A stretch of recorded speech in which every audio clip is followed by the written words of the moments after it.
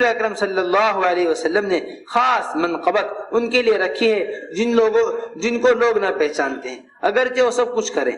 کسی نے آ کر عمر رضی اللہ تعالیٰ عنہ سے کہا کہ جنگ میں فلاں اور فلاں اور ایسے بہت سے مارے گئے جن کو کوئی نہیں جانتا۔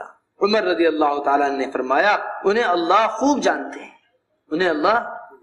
جانتے ہیں، تم سارے کام اچھی طرح سے کر لو اور لوگ تمہیں نہ جانے تو سلامتی سے رہو گے۔ اگر تم نے لوگوں کو اپنے سے تعارف کرایا تو اس میں ہلاکت کا خطرہ زیادہ ہے۔ امیر کی مانتے رہو، حرام میں نہیں ماننی۔ اپنی رائے کے خلاف امیر کی مانو، امیر کی مانو۔ امیر رائے مانگے تو دے دو، امیر کے خلاف امیر سے بات کہنی ہو تو کیسی اہم بات، کیسا اہم اصول و قاعدہ بتا رہے حضرت۔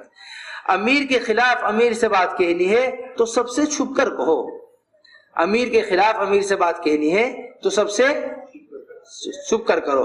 سب کے سامنے کہو گے تو اس کا اور تمہارا نفس ابھرے گا، سب کے سامنے امیر سے کہو گے تو اس کا اور تمہارا نفس ابھرے گا، جس سے آپس کی اجتماعیت ختم ہو جائے گی،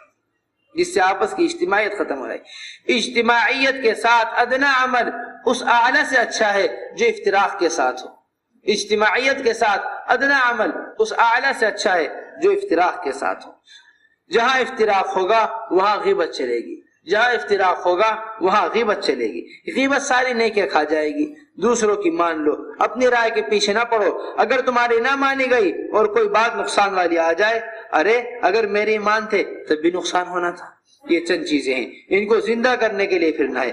ہم نے اپنے پھرنے کو ایسا کر لیا کہ نماز ہر لحاظ سے بن گئی، اخلاص، نیت، دھیان، یقین کے ساتھ محنت میں لگے ہوں، کسی کی مالداری فقیری کا فیصلہ نہ کر رہے ہوں۔ اس وقت تمہارا جانا حرمین کے حساب میں ہے۔ اگر تم نفس کے پیچھے نہ چلے، مادے کے اماموں کو گدھے کتوں کی طرح خالی محسوس کرو، مادے کے اماموں کو گدھے کتوں کی طرح خالی محسوس کرو، خود کو آمار محمد صلی اللہ علیہ وسلم کی وجہ سے مالدار جانو۔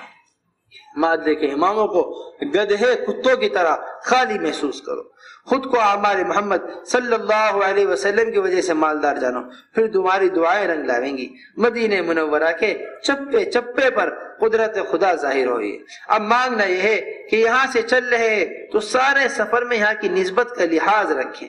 اس شہر والے، دیکھو یہ بات بہت اہم، حضرت جی مولانا یوسف صاحب رحمۃ اللہ علیہ فرما رہے، یہ بڑی اہم بات ہے۔ یہ تو ہر کام کرنے والے کی اس وقت سب سے بڑی ضرورت ہے۔ یہ واقعہ جو حضرت بیان کر رہے ہیں کہ ہم وطنیت، قومیت، لسانیت، ان ساری چیزوں سے نکل کر ایک امت بن جائیں، اور اس امت بنے کے اندر جو بھی ہمارے درمیان میں آئے، چاہے وہ ہماری زبان ہو، ہم ان ساری چیزوں کی قربانی دیں۔ آپس میں محبت، آپس میں اجتماعیت، یہ اصل چیز ہے۔ یہ کیسا قصہ اس کے اوپر حضرت بیان کر رہے ہیں۔